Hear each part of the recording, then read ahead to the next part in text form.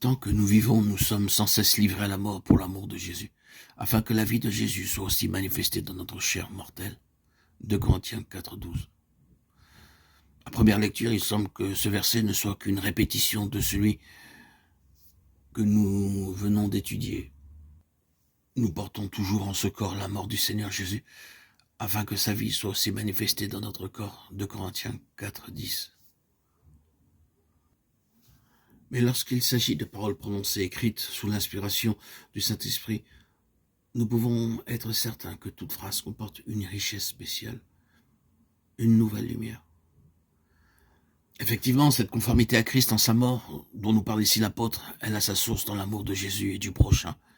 Et c'est là que gît la différence avec le verset précédent. Dans celui-là, l'apôtre écrit, nous portons toujours en ce corps la mort du Seigneur Jésus, afin que sa vie soit aussi manifestée dans notre corps. La finale indique suffisamment qu'ici nous sommes seuls en jeu. Il s'agit de vie de Christ se manifestant en nous. C'est pour nous que nous sommes maintenus en cet état de mort où tout secours humain est impossible et où nous n'avons plus de recours qu'en Dieu. Mais maintenant, l'apôtre écrit, nous sommes livrés à la mort pour l'amour de Jésus. Livrés à la mort par les souffrances, par les maladies, les angoisses, les combats de toutes sortes. Par amour pour celui qui a donné sa vie en rançon du pécheur, afin qu'il voie des fruits du travail de son âme et soit satisfait. Sommes-nous prêts à suivre le Seigneur jusque-là? Sommes-nous prêts à pousser jusque-là notre communion avec le Sauveur?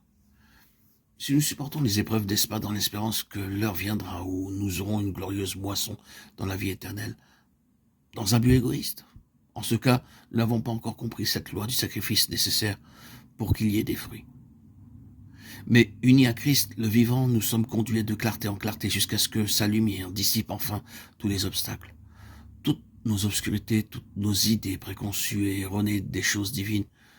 Nous voyons alors à la lumière de sa face que nous sommes bien conduits de gloire en gloire, mais pour être rendus capables d'une communion toujours plus intime avec celui qui est mort, en achevant de souffrir les afflictions de Christ pour son Église. Il est écrit encore dans 2 Corinthiens 4,12, de sorte que la mort agit en nous et la vie en vous. La vie dans les autres, par notre mort. Le voilà.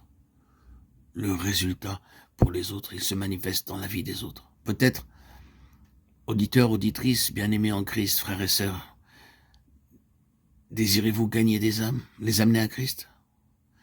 Mais ce désir est-il assez puissant pour que vous veuillez ne plus avoir en vous que faiblesse, pour que vous veuillez être vide de vous-même? C'est ici le vrai sacrifice, le véritable oubli de soi, le complet effacement, l'esprit de la croix, la manifestation indéniable de la vie de Jésus en notre corps mortel. La naissance en nous de cet amour immense qui conduit Jésus au calvaire pour que nous ayons la vie divine par lui. Pour gagner des âmes, il n'y a qu'un seul moyen, le sacrifice. Pour gagner des âmes, le Christ donna sa vie.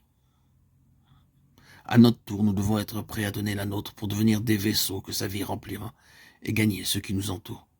Si nous avons été crucifiés jusqu'en les profondeurs intimes de notre être, alors aussi notre message les atteindra au plus profond de leur être. Dans la mesure où la mort agit en nous, la vie se manifestera en eux. C'est aussi pour eux que Christ est mort. Et c'est à cela, c'est à gagner des âmes que tout enfant de Dieu est convié. C'est à l'enfantement de vie nouvelle en Christ.